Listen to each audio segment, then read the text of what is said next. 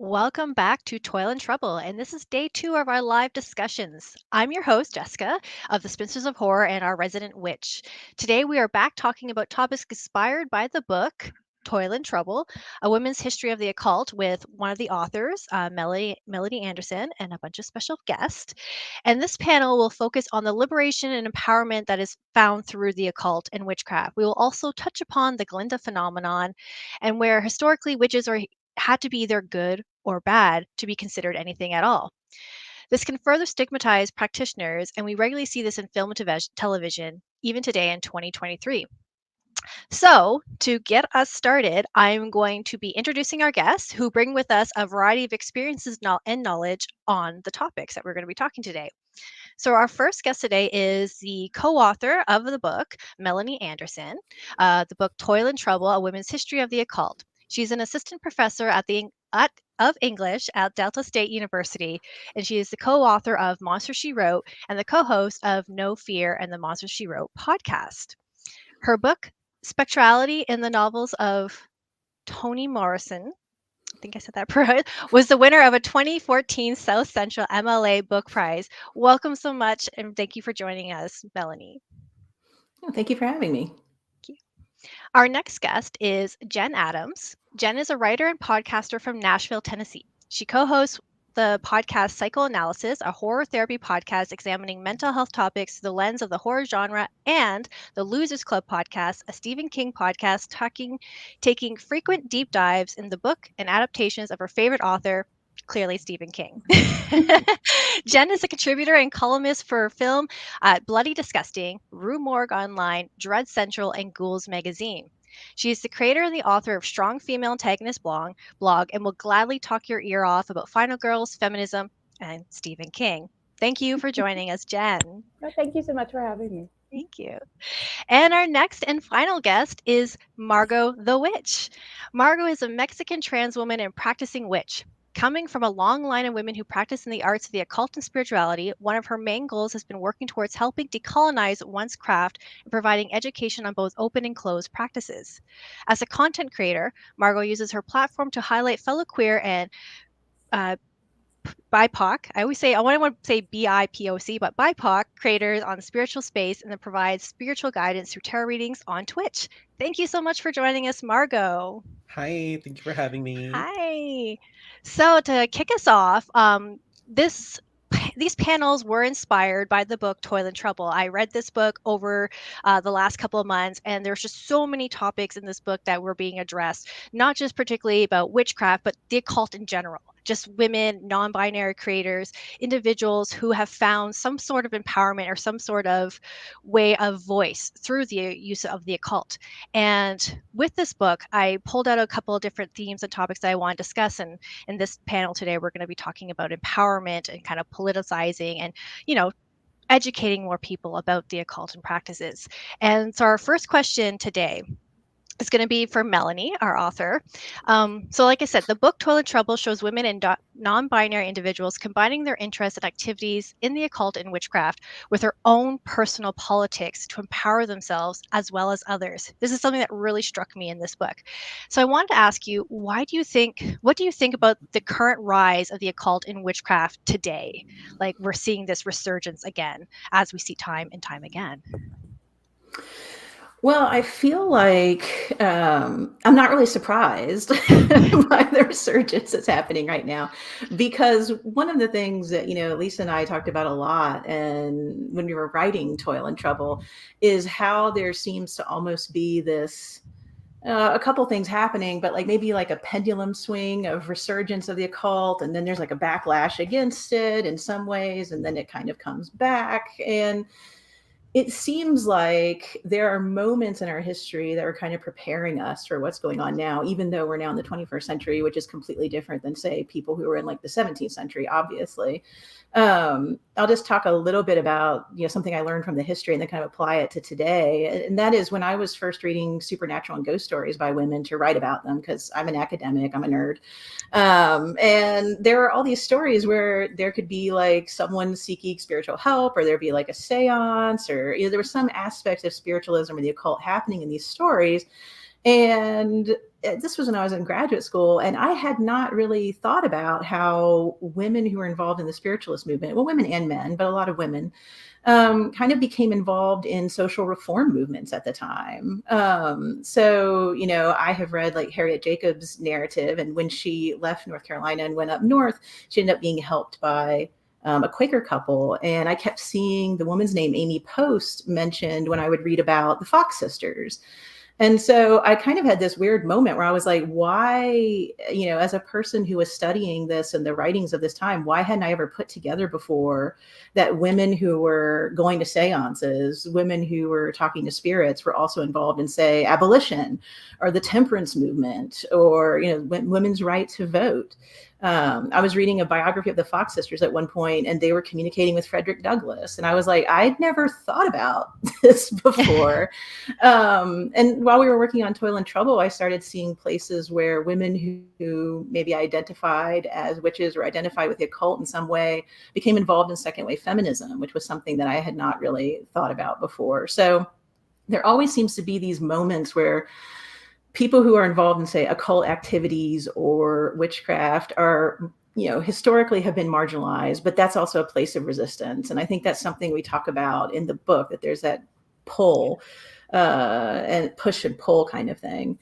And so when I look at the situation that we're kind of in now, I think there are negative aspects like there have been in the past. So you have people using terms like witch hunt, which is politically used in our country a lot of times when something's being investigated that someone doesn't want to be investigated. And then you also have like some of the odd treatment of women who are political candidates, talking about their laugh, for instance, or some of the ways that Hillary Clinton was supposedly tied to like satanic rituals or something. I'm not sure what was going on there. But then we also have a positive side to it too. We have people talking about a possible resurgence of the witch group from the 60s, the Women's International Terrorist Conspiracy from Hell. I think there's probably some underground rumblings of that. Or at least I saw some in some of the stuff we were reading for Toil and Trouble. And then, Lisa did a lot of looking around at the social media aspect of this in particular. And, the idea of binding certain politicians that you don't agree with, or people just finding ways to organize themselves because they were already on social media interested in the occult or witchcraft. And then they realize they have similar politics. So they start kind of working together. So, I feel like if you're looking at it kind of broadly, there's just these like moments when these sorts of things happen. And I think we may be, I'm not a political scientist, but just looking around, it looks like we might be in a similar kind of situation now. Mm-hmm. Yeah, you can definitely tell in your book, like as you trace the history of women's involvement in the occult and witchcraft, like often there's been big moments of things that are happening and they're involved in some sort of social change, but that just happens to kind of combine with their own personal beliefs and practices. So I want to extend that question out to our other panelists. Margot, what are your thoughts on what you're seeing in the community? Especially you come from like the Twitch community, correct? Correct. So you would also have a different eye to see of these things happening. To me, witchcraft has always been inherently political. Like it was always like women or men or non-binary individuals who were out there taking it upon themselves to help their community because they saw that the government wasn't doing it. So like, well, I know that I have the skills, I know that I have the knowledge, like let me do what I have to do and like step up to the plate. And on Twitch, it's very, very interesting because I tend to not be liked within the tarot community because of how vocal I am about the politics within witchcraft. Sometimes there's people who just don't feel comfortable in my chat because I bring up those topics and they're like, oh, no politics here. And to me, like spirituality and politics go hand in hand. There's this need to talk about that, to address it. And when you're not addressing it, you're denying yourself of the shadow work, right? Looking into the parts of ourselves that we tend to have shame or guilt upon. And another thing that for me, the way it all started was, interestingly enough, politically based. Whenever I was in college, I was like so close to graduating. Junior year, I don't even want to say his name, but y'all know who. He will not shall be named, got, put into office. And that just really like spiked up my anxiety, my mental health. Like I was spiraling. And that's when my spiritual awakening really, really came upon itself. I started looking into tarot. I started looking into ways to take care of my mental health, take care of myself, and then provide healing for my community. And the thing that I think people don't really talk about with spiritual awakening is that you lose a lot of the things that aren't no longer necessary for you. I lost so many friendships, so many jobs, like anything that I wanted to or thought was like meant to be was just destroyed. And in tarot we call that the tower moment, because it's all chaos, and Yeah. we tend to be terrified of that. But to me it was really more like a breakthrough than a breakdown, because I was just like I could just see clearly, you know. And did I answer the question? Yeah, no, it was wonderful. Thank you so much and bringing that insight. And like I said, like for as a creator on the Twitch community, like that is so interesting to hear how some people are still like, we don't want to mix politics and spirituality, where like you said, they're inherently connected, kind of, you know. As I move over to Jen, who is a well-known writer in the horror community, where we often talk about the politicization of horror. Jen, what do you think in terms of what you're seeing with a lot of the witch movies coming out? You've written a lot about Suspiria and other witch films. Yeah. Tell me your thoughts. Yeah, I think, well, I agree with what you were both saying. I think there does seem to be a pendulum shift. And for me, a lot of it, I feel like, has to do with safety, and safety in vocally being who I am. And Margot, I also have my spiritual awakening around the same time. I feel like that was a big event, cultural event, where a lot of us felt like we were losing power. And this felt like a way to gain it back, or to really kind of, for me, I found it was not necessarily gaining power. It was understanding that I am powerful, and just figuring out ways to channel that. But I think, but I did that for a long time without saying it to anybody. Like I was a secret witch, and it's hard for me to say. I still stumble over the word witch and to identify myself as that, partly because I'm in Nashville and we're in the Bible Belt, and there are not very many of us down here. And so I feel like sometimes there are a lot of us that are practicing, and a lot of us that are really interested in this. And then there comes a moment where it feels okay to say it, you know? And so I feel like we're kind of having that too, especially with horror. There seems to be like a renewed interest in witches of all different kinds, like treating witches as human beings, like they are. Like it's not just good and bad. It's a witch is a person, and what is this person about? And so I feel like there is a safety in saying a lot of this right now that personally I hadn't felt in the years before. But a lot of that was my own bias too, and just kind of where I grew up and what I grew up hearing. So Thank you for sharing that. So that kind of leads us into like the next question is kind of how has both your experience as well as your research and just understanding of the occult and also self-identifying as a witch, how do you think that has helped others as it's kind of started to help yourselves? I'm gonna start with you, Jen. We'll go back around. So well, I want to say, first of all, like, you two were the first people that I had ever really known who were like, yes, I'm a witch. This is something I can do. And so I was really inspired by that. And I was like, oh, this is something I can do. Yes, you can. Yeah. And so I feel like I had always grown up hearing, like, I was super religious growing up. And then I felt like there was just, I kind of got to a point where there was permission for me to start talking about it, you know. And I think with trauma and with horror and with all of the things that women have a hard time discussing, or that have been like raised to keep in the shadows, I feel like every time one of us talks about it, it becomes easier for the next person to talk about it, you know. And every time somebody shares their experience, it becomes easier for the next person. And I know I've gotten a lot of strength from reading the work of other women or other people who identify as women and who identify as witches. And that helps me share my own. And I hope that by writing about it, I can do the same thing for others. I feel like that I don't want to like pat myself on the back or anything, but like that's part of what I want to contribute, is that like it's okay to talk about this stuff, and there are more people out there than you think. Yeah, exactly. And Margot, how about yourself? I would agree. I would 100% agree, because I also grew up in Texas, super, super Catholic, religious. And once I started researching more about witchcraft, I stepped into Wicca first off and foremost. And I didn't identify with it. I was like, it Mhm. felt very close to Christianity. It felt very close to rules and what Yeah. you should do and shouldn't do. And to me, that was just more ways of like boxing me in. And I was like, So it was just like a stepping stone. And then looking back into Catholicism and other parts of religions, I realized how much of like rituals are implemented into those types of religions, how much of like, the whole taking of the wine, taking of the body of Christ. Yeah. It's all very witchy in theory. Mhm. And the way that identifying as a witch for me, like my last name, when I legally get to change it, it will be the witch, Oh, because wow. that's like a reclamation of power. That's a reclamation of a slur that was used against people who practice medicine, who practice in spirituality and the occult. And I feel like there's power in taking that away from them. Like, oh, you're a witch. It's like, yeah, and Mhm. what about it? Like, Yeah. you have eyes, you can see. Great, great, wonderful. And it gives us again that reclamation of power, and it's like the passing of the baton.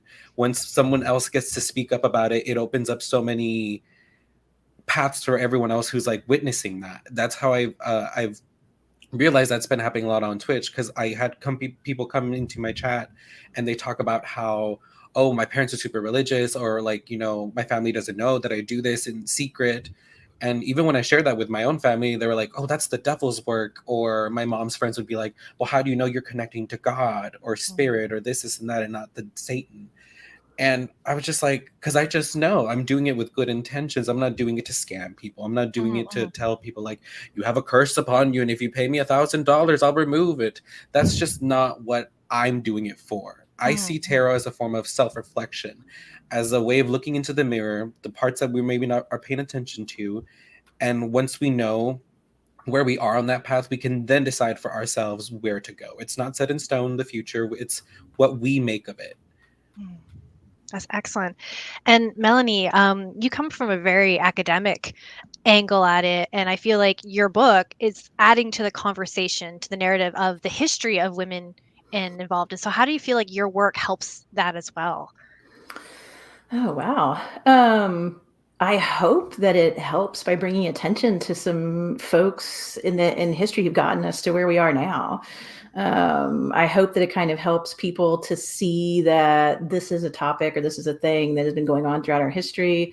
And I also hope that it gets people to look at this, that they start to trace this from back to the 1600s to now, that this is not like, I think some people looking at now on social media and these reactions that people get when they make these changes in their lives, like there's a whole history to this. It's not the first time these things have happened, or people have found, communities and acceptance in places outside of what we think of as, mainstream American ways of living, religion, etc. And I think one of the things that the book can do, and at least I hope it does, is let people see that this is something that's been around for a long time. I mean, it's developed and changed, obviously, and it has to Mhm. change in certain ways. It becomes more open, it becomes more inclusive, we hope. But I do think that we kind of have this idea like, oh, this is new, we don't understand what's happening on TikTok or Instagram or whatever. And it's like, no, like there have been movements. This didn't just come out of nowhere. There's a whole background to this, which was also what I hope that the book Monster She Wrote could do for people who like to read horror. Is there's a whole background to this. There's not just like what's happening now. Like, I'm the person who likes to look at where we were and kind of how we've Mhm. gotten to now. And so I'm hoping that the two books can do similar things, just for different topics. I definitely agree. I've actually had Monster She Wrote on my Amazon wish list for a while, and I had put Toil and Trouble because for myself in my own practice, in my own journey of being a witch and strengthening my craft, is I'm very fascinated in the history. I'm so fascinated about the women and the people who have come before and have made the strides.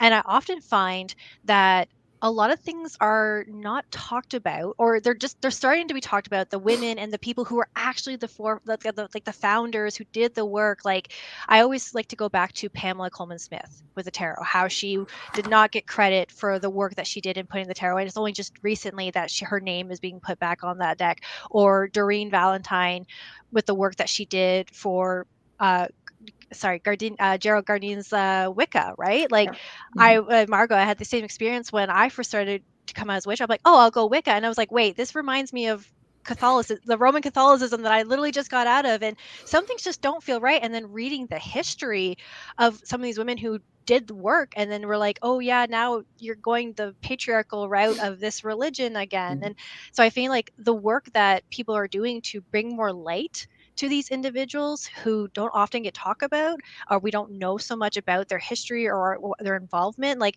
I really liked your one chapter about the witches that go to Washington, and Yes. you know, the That was tarot fun.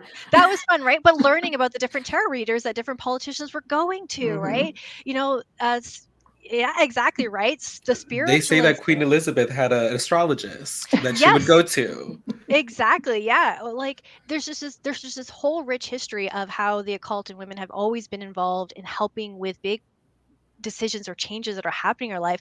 But like you said, inherently political. There's this inherent activism that comes from being involved in the occult and knowing these histories. And so I feel like we've kind of touched on this question a bit, but I kind of want to like maybe explore a little bit, because I know each of you will all bring your different experiences. But if you've ever previously ever felt excluded from your communities, like how have you found a place for yourself now in the occult, in witchcraft, whether as practicing or just knowing the history and studying it? So I'm gonna jump in with you, Margot, because you come from a very like your experience as a trans woman, a Mexican witch, like because one of the things we talked about in the panel yesterday was diversity, and now we need to keep opening ourselves up to more of the individual, like the diversity, and knowing that it's not just all white Eurocentric witches out there, that there's people like you. And it kind of relates to what you were talking about, how a lot of those things aren't discussed. Like with both my grandmothers, they either I know they're gonna not like me talking about this. They're both passed away already, but they're just not gonna like that I'm bringing this up, because they like to. Okay. It's very much like attached to shame, attached to Mhm. guilt, attached to secrecy. Because there's some people in witchcraft believe that if another witch knows what you're doing, they can like mess with you. Like if they have a grudge against you, like, or if you know, like how you're doing a certain spell, they can like what's the word? They can mess with it from wherever they are.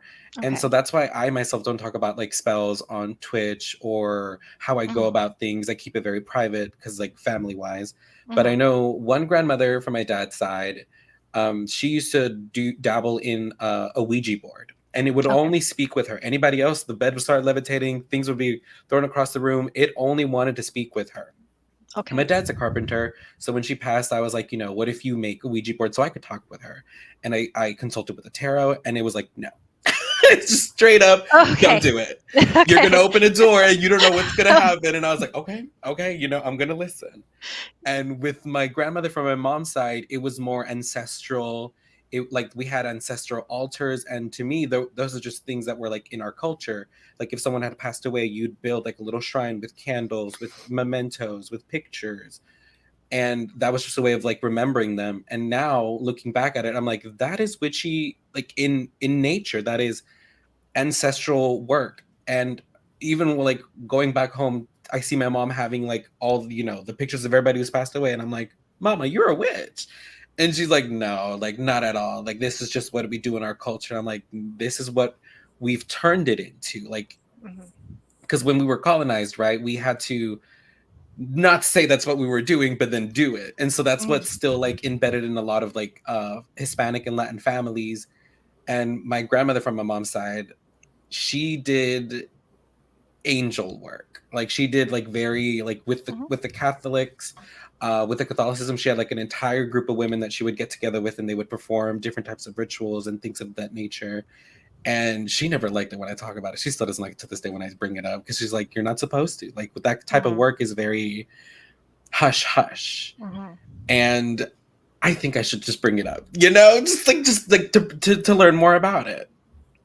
helps to educate people, right? Because Exactly. if we're not educating people, then misinformation gets out there, and then we see cultural appropriation and we see things happening on social media that we're like, oh, you should know what you're doing before you do that. Yeah, like people going into close practices just because they think it's like Mhm, aesthetically pleasing, or mhm, they want to feel like, oh, they're the chosen one. And as special as witchcraft is, I am an inherent believer that everyone has a gift. Everyone has a way to access it. Some of just more attuned to it than others.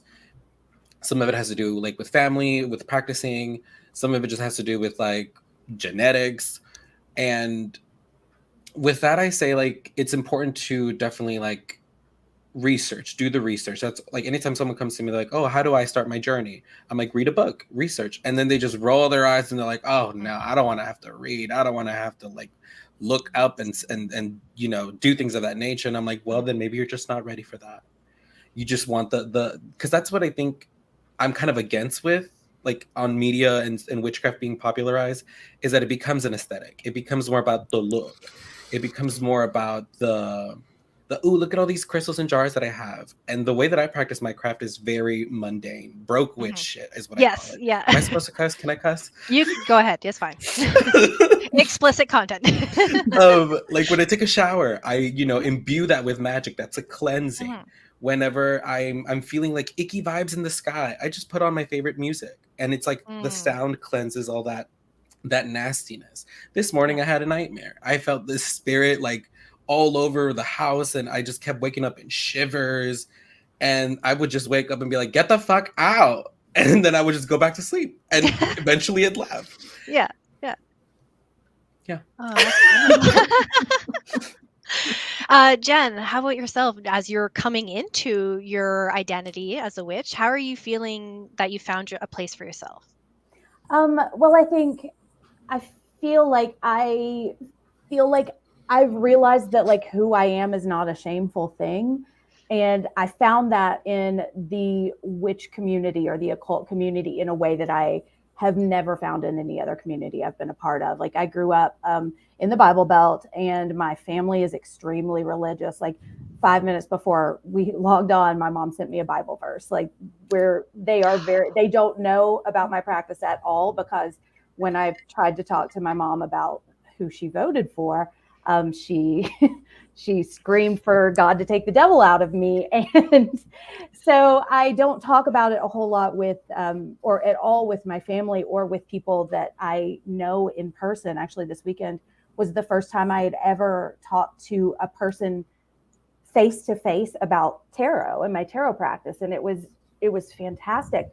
But I think what the witchcraft community or the occult community has given me is this idea that I am not wrong, you know. And I growing up in the church, you're told there's one way. This is the one book. You have to do it this way, this way, this way, or you're a sinner. You're going to go to hell. You're bad. There is something wrong with you. And I spent so much of my life trying and trying and trying to essentially like hit all the marks on this checklist. And I was like, one, I'm not happy. And two, I can't do it. So I'm lying to everyone I'm around. And I feel even worse now. And I was listening to, when I first started to explore witch stuff, is what I called it for a long time, is I was listening to a podcast, and I always want to find a book. You know, I'm like, what can I learn about this? The book is going to have the answer for me. And that, but the person was like, you know, there isn't one book. There is not one way to do it. And when I heard that, it was like my entire body relaxed. And I was like, oh my God, I can do this. Like there are other ways to do this. And I can, like, I've really been gravitating to tarot. And I recently have been trying to like kind of explore astrology, but that doesn't mean I have to define myself by either of those things. And I think, Melanie, that's what I love so much about your book, is that it just showcases so many witches, and like there are so many different ways to do this. And if I don't follow the one person who is the right person, that doesn't make me bad. It doesn't make me wrong. It's given me the freedom to explore my own path, and that I feel like has kind of unlocked this. I joked about it in therapy because I was telling my therapist, I talk about tarot all the time in my therapy. And I told her that I pulled the devil card. And it meant that I sent a pitch off because I was like, oh, okay, I feel like I'm okay doing this. And she was like, oh, that card gave you permission. And so I feel like that's what I've really gotten from the occult community, is just kind of permission to be who I really have always wanted to be, you know? That's wonderful. That is great. And so, on that note, I want to jump into the movie that Melanie had picked to discuss today. My first time watching it, Bell Book and Candle from 1958, directed by Richard Quinn. Quinn, I'll say that correctly. He's not here. Yeah, exactly. So, Melanie, I want to hear your thoughts about kind of its importance, because I realized that this movie was actually referenced in one of my favorite witch movies, Season of the Witch by George Romero. I'm like, now I get that line. So, yeah, tell me about your thoughts. Yeah, when you guys asked me to pick a movie, and we were talking about the theme of kind of empowerment, I went back and forth on a few different ones, and I just kept landing on Bell Book and Candle, partially because I enjoy the movie. And also it was, we just had the holiday season, so I had just rewatched it. But also because I think it's an interesting, it's a mix of like empowerment in the movie, but then also not, I think. Yes. And I love the way that is set up. So this is a movie that was based on a play. I have not read the play, so I can't speak to that, but I think it definitely is of a place and time. And a couple of the interesting things that I think it does is you start out, I actually read a critical work on this, and we were working on Toil and Trouble, and this critic noticed this too. It's like you start out with the witches, not with Shep's character, the Jimmy Stewart character. You start out with Kim Novak and her Aunt Queenie and Nikki, and you're with them, and they're immediately talking about witchcraft. So automatically you're put in what ultimately will become in the movie like almost like a subculture in New York. Yeah. And they meet Shep, and the focus is mainly on them, and you're rooting for her to kind of be independent and do her own thing, because that's what she wants. And even the fight over Shep isn't even over him. It's literally two women who don't like each other, who are focused on each other. It's not necessarily like a romance plot in the very beginning. It's more about her power as a witch. And so I just thought that was fascinating when I watched it, because it starts out with the kind of the woman's view, the female view, and their culture. But then at the end, as unfortunately often happens, she can't have both ways. Like, she falls in love with him for real and wants to be with him, but then she has to be a normal person, which at the beginning of the movie, remarkably, she says she doesn't want to be, right? Yeah. She's like, I don't want to be a normal person. Like, I don't care. But by the end, she kind of has to. And so I found that fascinating, that you have them creating this group of witches, like, and also they're playing with the 1950s thing too, right? Where he's like, have you done un-American activities? When she admits she's a witch, and she's like, I do very American activities, which is a wonderful joke. But yeah, this idea that there are people who we don't want in America, and they look just like us, and they're around us at all times, and this kind of like separation kind of thing, but we're placed with the people who are kind of separated from the very beginning, and we root for them. And I kind of wanted her to have it both ways at the end of the movie. But of course it's 1958, I guess, and perhaps she can't. But people kind of talk about the movie as being a bridge between I Married a Witch with Veronica Lake, where she's gonna marry someone in revenge and then, lose all her powers and then bewitched. Yes. And I can kind of see that. I can. There's also the weird Vertigo connection too, because they were just in Vertigo together, like right before this movie. But yeah, I love the way Bell Book and Candle like plays with those kind of historical ideas about witches, but also like the separate communities yet not, and that she can only go so far before she can, I don't know, like have everything she wants, I guess you would say. Yeah.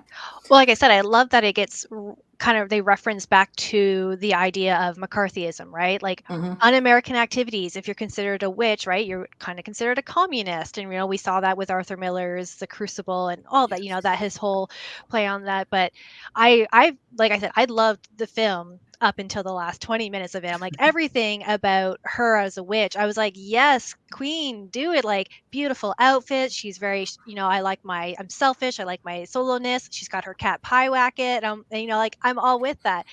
And then when she falls in love and loses her powers, I was like, okay, why can't you have both? But then it makes sense though, right? Because at the time, like you said, witches, like, it was great that we're getting some representation on screen, but it could only go so far. And that was like the one thing is like, I did grow up with TV Land and watching Bewitched, and I wanted to be Samantha, and I did not understand why she was with this guy who was like, you can't do magic anymore. And I'm like, but it's a wonderful thing to do. Why don't you accept that and embrace that with her? But I think that's like gone as like part of like the politics that kind of go with the image of the witch and how she changes, and the occult and how it has changed throughout history. People's like semi acceptance of it.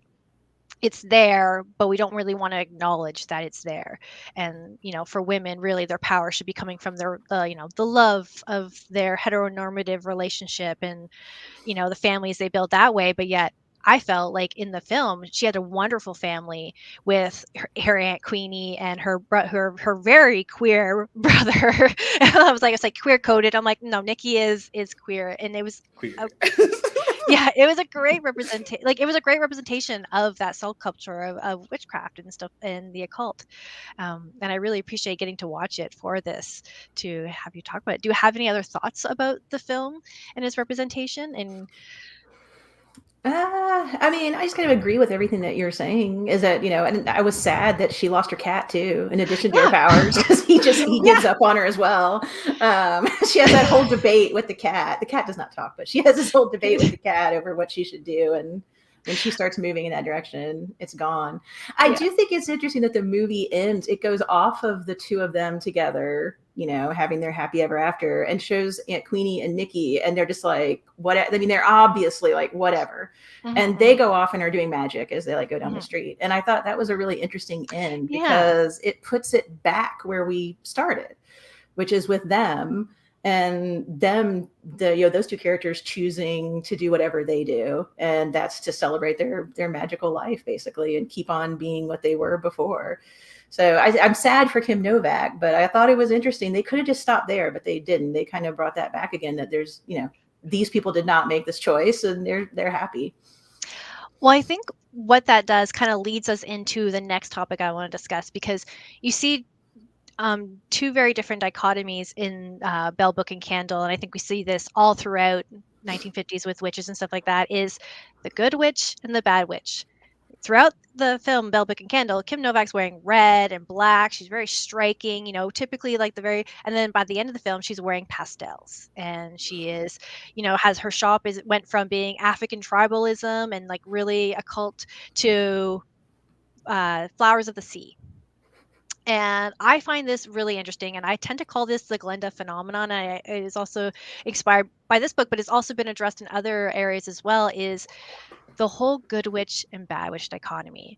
And for people, a little information, I'm talking about Glenda, who is the good witch created by L. Frank Baum, from the book series The Wonderful Wizard of Oz in the 1900s, which is so interesting, is inspired by his mother-in-law, who was a suffragist and equal rights pioneer, Matilda Joslyn Gage.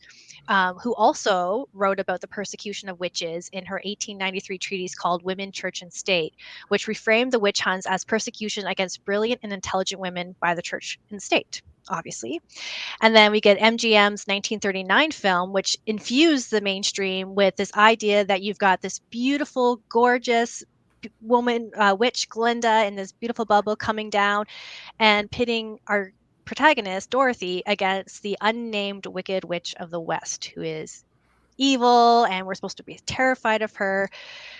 And so my question is, while this was good, we were getting witches again in the narrative, and it was good to see like a good witch come on screen, because we were always told like the folklore stories of the bad evil witch who's going to come for your children.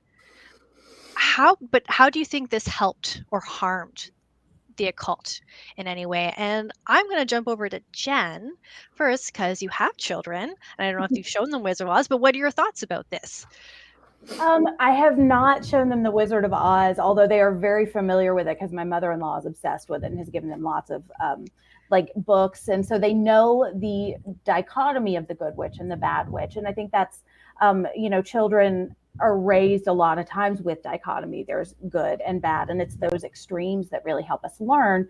But the next step of that learning is learning that there are variations of those extremes to eventually it's like a spectrum, and because there aren't good people and bad people. There are people who do good things and people who do bad things. And that's the way I've kind of begun to understand witches. And that's what made me feel okay saying it, because I think what really held me back for a long time was this idea that if I said I was a witch, I was evil, and that God was going to strike me down. I was going to burst into flames, and I mean, it sounds like I'm being dramatic, but like a lot of kids are raised to believe that literally. And so once I kind of felt like, no, that's not really going to happen. And also if it does, like, it's okay. Maybe I'll have more fun there than I am here, because here I don't feel good either.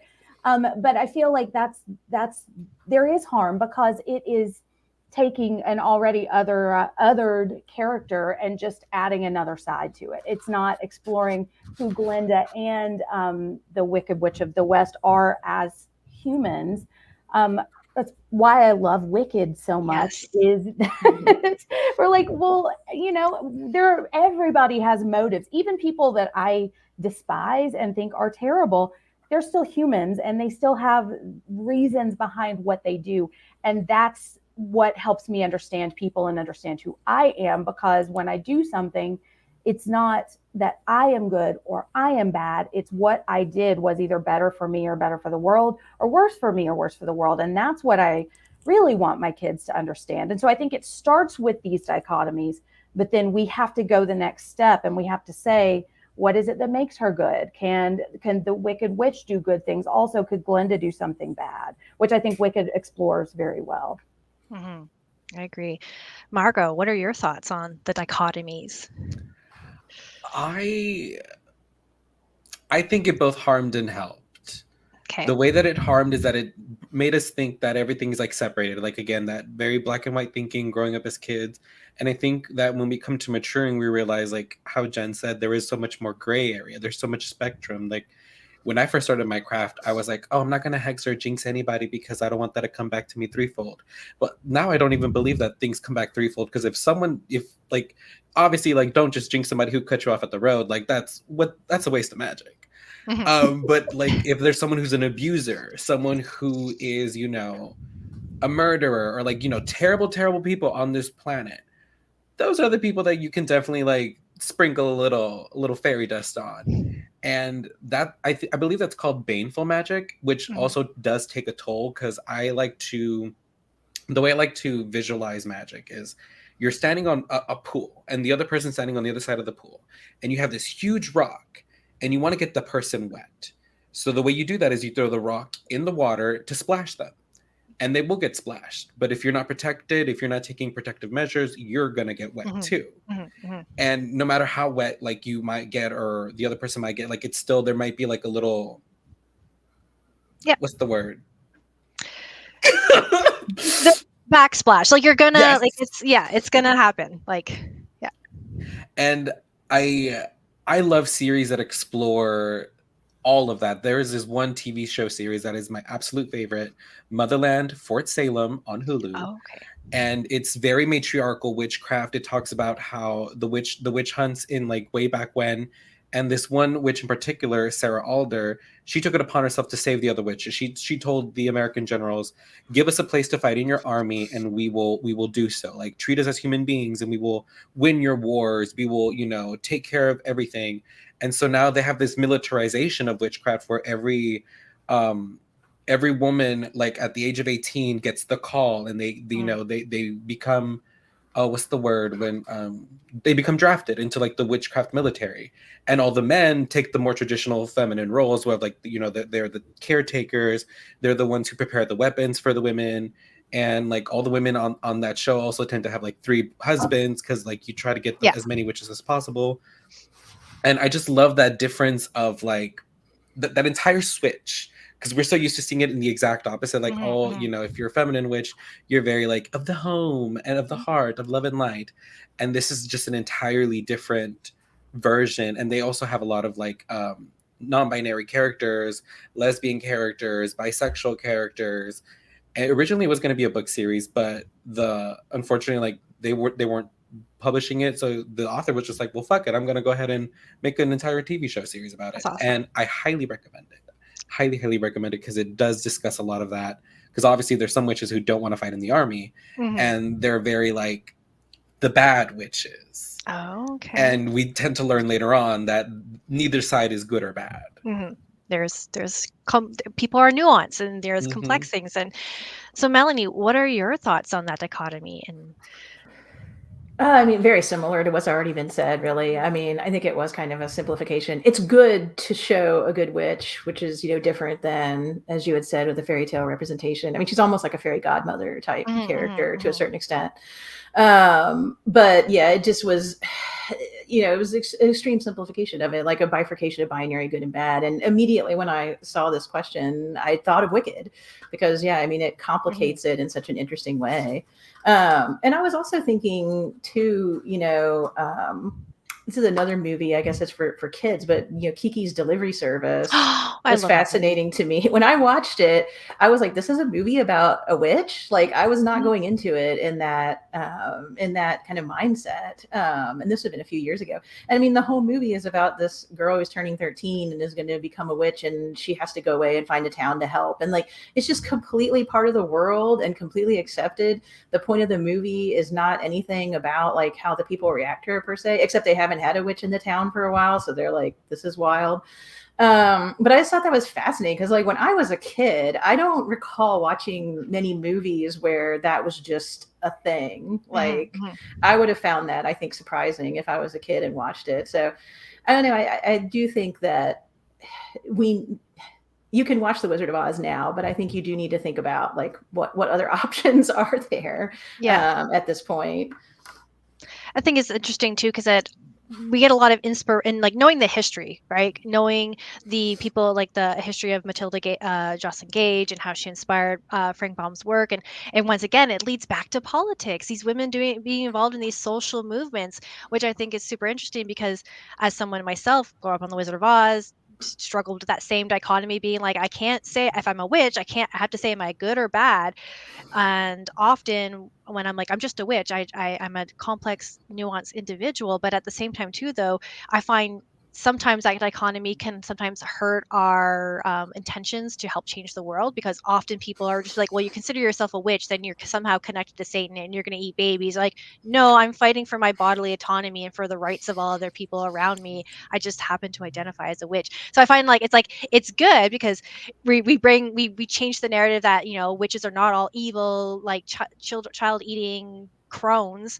They can be beautiful, and they can, you know, be strong and powerful. But sometimes I find the good witch upholds the narrative of the patriarchy, where we're like, well, you know, that sometimes I feel like that's where the good witch is being used to be like, uphold this narrative of the patriarchy, and the bad witch is the one who's like trying to fight against the narrative. We're like, no, we're just witches or individuals interested in the occult, because often people also are afraid of the occult. We've all mentioned tarot, we've mentioned astrology, and people often associate the cult with nefarious means, and we're like, that's it's so complex, it's so nuanced, and often we're just fighting for change is what we're always fighting for the other. And I really appreciate hear everyone's comments and your thoughts on that as well, because it's something that's always stuck with me. So we're hitting up to about our 10-minute mark. So this would be a perfect time for any questions from anyone in our audience, for any of our guests or any of the topics we've talked about. There's also this song that recently came out. It's called Witch, WITCH. Okay. And it basically stands for Woman in Total Control of Herself. Oh, who sings that one? Devin. Okay. Devin, I believe. I was literally just listening to Yoko Ono's "I'm a Witch" before the podcast, before we jumped on here, and we all know how everyone feels about Yoko Ono. Since I've gotten to know more about myself, I'm like, I feel for her now. I can understand why Oh yeah, everyone turned against her. classic maligned woman. Yes. Yes, exactly right. Her name is Devon Cole, Devon Cole. Perfect. Excellent.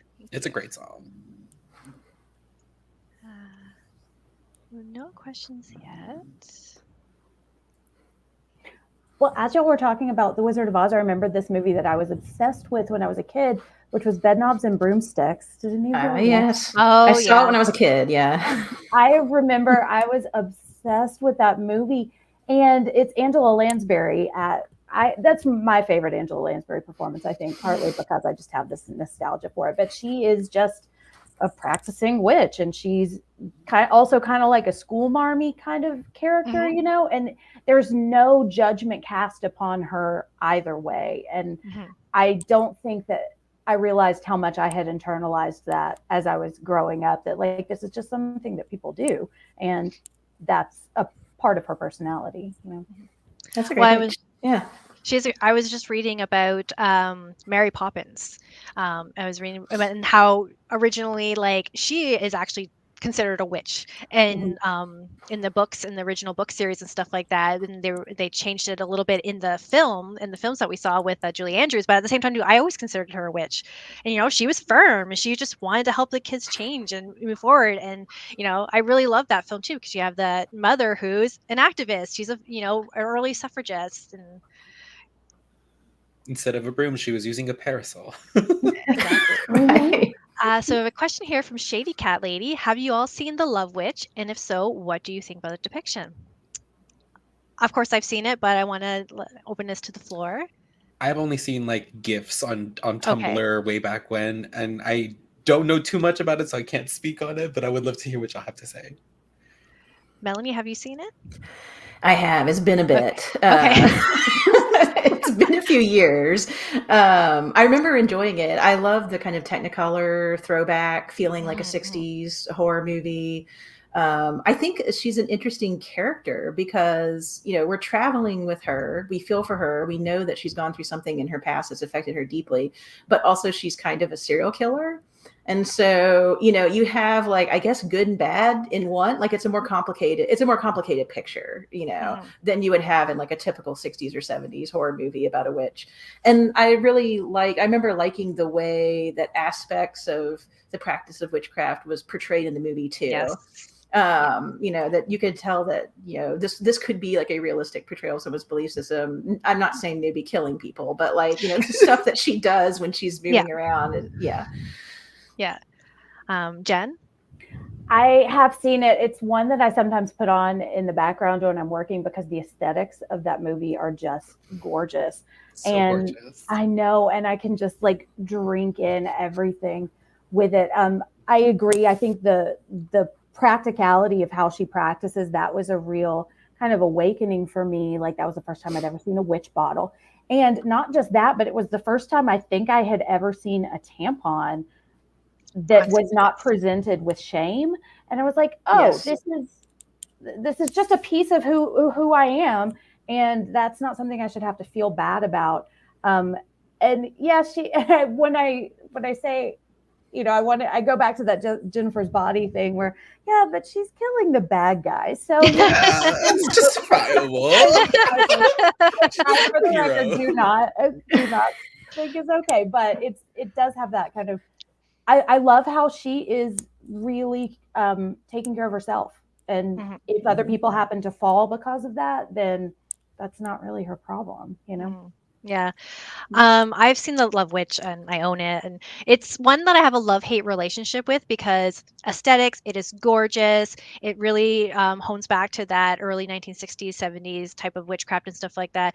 But then I'm always like, okay, well then she's using her magic for love, and sometimes I feel like it's also kind of glamorizing her mental health because we know that she has some mental health, some trauma. She's using witchcraft to kind of help find herself, because I can get that. I totally identify 100%. But it's she ends up doing the magic she ends up doing is harmful because it leads to many deaths. But I love what Melanie brought up about the aspects of the craft and how it's practiced, because on my last rewatch of it, I really picked up on the scenes when she's interacting with the head priest and the head priestess of their coven of the, and it really reminded me of those early covens in the 60s and 70s that were often led by men, and their inappropriateness with a lot of their female members. And because Elaine is very uncomfortable whenever Gaiman is around her. And it made me start thinking about the experiences of like Doreen Valentine and those people who were involved in those early foundations of Wicca and stuff like that. And they started, as their work was being presented, they started speaking out against the leaders of those covens. We were like, that's kind of inappropriate what you're doing. You're actually using this element of the craft for your own means. So I saw there was this really interesting angle of how, once again, the kind of the patriarchy can kind of seep in and covet or co-opt the work of women and non-binary individuals in the community. And I thought that was really interesting aspect that I may touch upon in a writing sometime down the future. Well, and she's also kind of playing into the patriarchal issues that she's been damaged by, because she's always trying to create like a true love. And when it doesn't work, she then kills the person. So that was like a brain bender for me, because I was also just like, she's trapped in these patterns. Yeah. And like you said, I hope it's not, I can see how it could be a glamorization of that rather than dealing with her issue. Yeah. I'm sorry. I didn't mean to interrupt you. No, you're fine. We did it at the same time. Margot? I'm glad that you brought up the fact that about like mental health, because I haven't seen the film yet, but that's something that we discuss a lot in like circles. Like, is it psychosis or is it spirituality? There's a very fine line, and it's important to be able to discern that for ourselves. Like, one of my friends, she's a practicing witch, and she also deals with schizophrenia. And sometimes she's like, okay, am I seeing things? Am I hearing things? Or is this like unrelated to what I'm going through? And it's very, very difficult to manage, because one can't ever tell. Sometimes like people will see things that aren't there, and we have to ask ourselves, okay, have we cleansed the space? Have we, ask for a priestess help for like the blessing of the house? And if those things don't work, then it might be something related to psychosis, and then there has to be professional, psychological help has to be brought in. And oftentimes people get that line very muddled, especially like on TikTok. They're like, oh, I'm seeing this, I'm hearing this, and it's gonna be the end of the world, and September 27th or something like that. And then the day comes and nothing happens, and it's just like, okay, maybe this is a sign to really, do some shadow work, do some mental health care, and really like take care of ourselves. Because the thing about spirituality, it doesn't always have to be on 100%. Not every day. Like, you take a step back sometimes. There was an entire 6 months where I just didn't do tarot, didn't stream, and I needed that mental time for myself to like get myself back together. Yeah.